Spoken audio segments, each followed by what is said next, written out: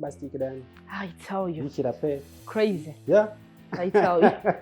Seigneur. Niba. Mumpera agatebe kakagabo kakaja. Ndakajaniranye iyo wajanira abaja.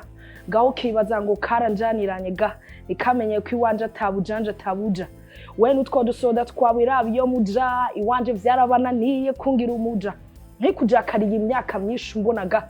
Mbega hari ico wampaye ataramarushwa. I'm not like you. I'm not like you. I'm not like you. Devil.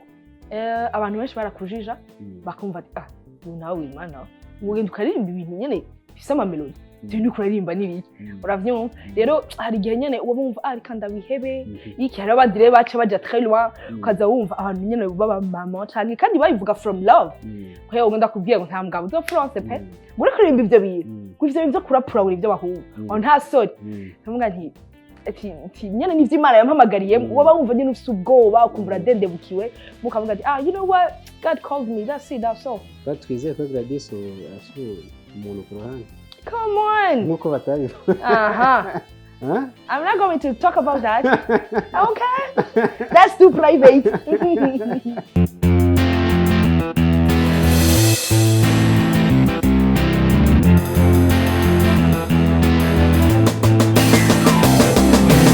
Yes, bakunze open mic. My name is Patrick. Ndi kumwe n'umuririmbyikazi Mpimbazamana gospel rapper.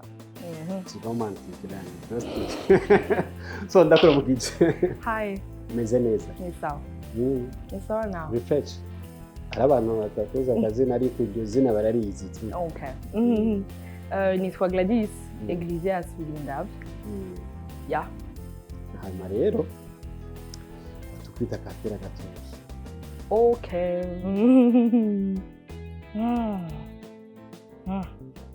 Ngenda zirondera. Kunda rodere iyo mvuga iyo nakoze canke indi ko dakora. Anyways, okay. Mumpera agatebe kakagabo kakaja. Ndakajaniranye iyo wajanira abaja.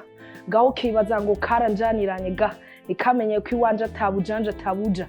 We nutwo dusoda twabira iyo muja iwanje vyarabananiye kungira umuja nkikujakariye imyaka myinshi mbonaga mbega hari ico wampaye ataramarushwa I'm not like you I'm not like you I'm not like you devil so bari meze neza cyane so ni Gradys bashi bakumenye muri gospel rapper ico gihe abaririmbikazi nibaza ko baserukiye kuko nta bandi twarende kwise muri gospel so bamwe baragukunze cyane imyaka myinshi mu nyuma hacikiye ngo tutakubona bakaba bibaza bavuga ati wari urihe muri ico gihe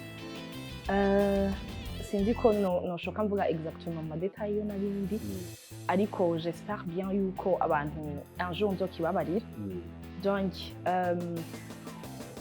anatono yuko ntariko ndaririmba nariko ndakora album iramaze igihe itarasohoka c'est vrai mugabo nariko ndakora album ni trick ari karayikora no bari karayibandanya narayeje enregistrer kugira ibiki donc ari karakora ibisigaye rero nariko ndakora album muga encore une fois il y avait des raisons impamvu nariko ndaririmba iyo uriko urakorera Imana parfois hari igihe uca à l'école du Saint-Esprit et j'espère que I hope you can one day I will go in details so that people can understand. Muga for now, bamba barire ko naramaze igihe cyose ntariko ndaririmba. Yeah, for real. Yeah. Oh Jesus. I tell you. Yeah. So ni ico gihe abantu baciyumva umuririmbyikazi no felicitations cyambere kugira ushobore kumara imyaka irenga 3 ukiri muri ca kintu y'abasekira y'abagospel ku mwana w'umukobwa cyangwa mwigeme ikintu cyambere kigiye kumenya bahorana challenge nyinshi so ninde yatumye wumva ivyo bintu bikunze gushika tukubone Gradys umuraperi novuga yuko ari ihemu yera firstly uwo muriro wo kumva yuko nokorera Imana ico kintu cyuko nahamagawe namwe ndakiza Imana ibikubwira cyangwa icisha mu bandi bantu babikubwira mugabo y'avait ce truc nkuko namwe ndabivuga à l'intérieur de moi chambira urashobora gukorera Imana kundi kuntu urashobora gukorera Imana utari dans le rap et tout mugabo le Saint-Esprit m'a toujours rappelé there is why there is a reason why naguhamagaye Imana yaguhamagaye dans le rap. There is a reason why le père yakwizeye aragutuma dans le rap. Alors, what if you stop doubting yourself and you begin to trust the Lord, you begin to trust uwaguhamagaye yuko muri ivyo bintu byose wowe nyene uri ku overthinkinga nk'ibintu biri imbere irazi ukuntu yaguhamagaye yatanguje igikorwa irazi ukuntu izokirangiza. Alors, what if uhagaritse rero mpemu yera niwe yagumye ari andema mwo muriro kumva yuko ego yumva yuko hey numva umengo nabiheba like wow come on like grr stop ibintu nk'ivyo so ni nta muntu avuga ngo yari yijuje cyane ararenza hariho cyane ushobora kuba warahuye mbi na nziza muri carrière music yawe. Je vais me permettre de le dire. C'est comment vous dire que j'ai déjà eu une carrière, tu vois. Donc je vais pas me mettre à dire oh Gladys tu as une carrière et tout, tu vas nous parler de ta carrière.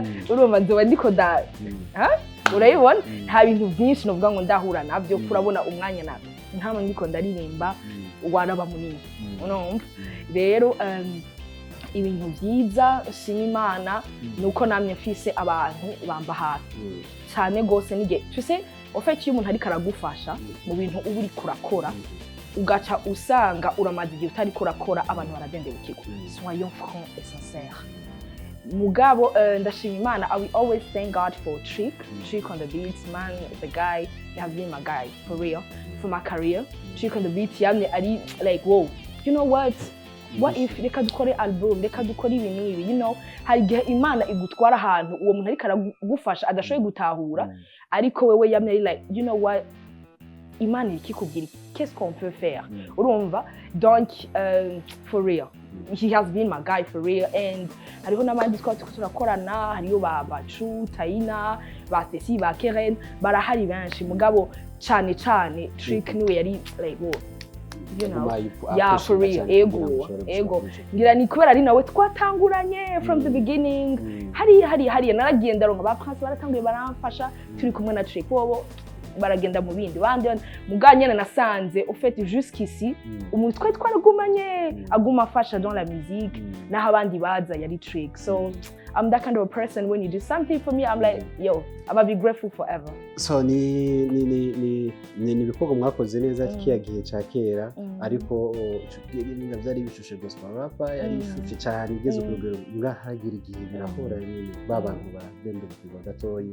So uno munsi uri muri ki muri hehe muri Sange?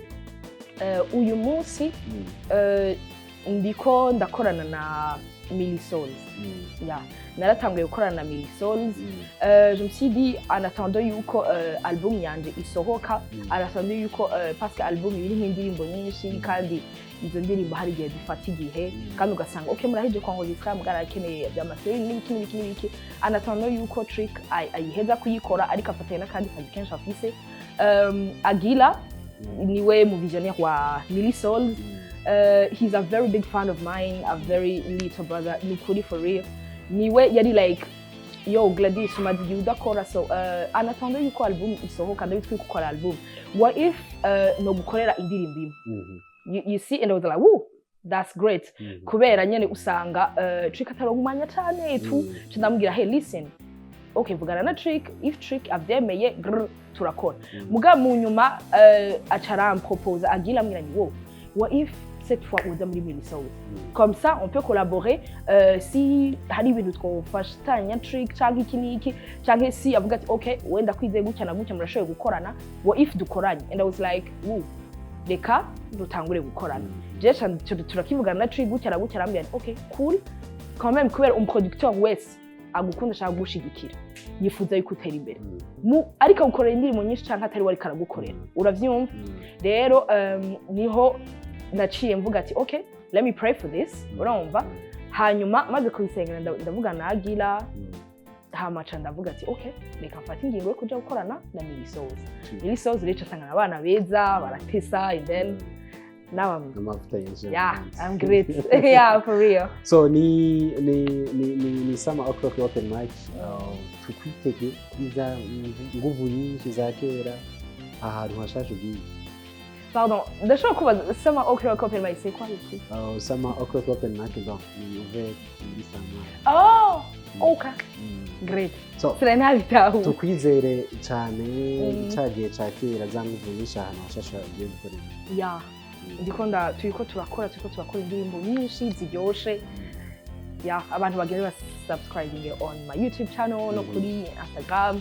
You people are going to, you know. So sinogena havuza akajambo kanyuma ka igihe waba uri kuri stage kiriya gihe cyakera bakira abantu bose za gospel bikiri imbaraga nyinshi cyane no buzacha imbaraga nyinshi nuko bamwe bagihaze indi generation shasha waba wiyumva gute uri mukobwa muri rap batabitaho cyatahura n'abantu bato hari intambara nyinshi mwagiye mutwara waba wiyumva gute muri rugendo abantu benshi barakujija bakumva nawe Imana ugenda ukaririmba ibintu nyene bisama melody ibintu kuririmba n'ibiki uravyumva rero hari igihe nyene wumva ariko ndabihebe iki hari abandi rero baca baja très loin ukaza wumva abantu nyene baba mama cyane kandi babivuga from love kweho ugenda kubwiye ngo nta mugabo zo France pe muri kuririmba ivyo bintu kuvyo byo kurapura buri byo bahungu aho nta sori ntumwa nti ati nyene nivyo Imana yampamagariye waba wumva nyene ufite ubwoba ukumva dendebukiwe mukavuga ati you know what God called me that's it that's all twizeye ko Gradys umuntu ku ruhande.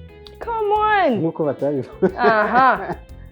I'm not going to talk about that. Okay? That's too private. Donc abantu baravuga ariko ari gusanga nawe Imana ibagutegura ibindi kandi arabigiza cyane. For real.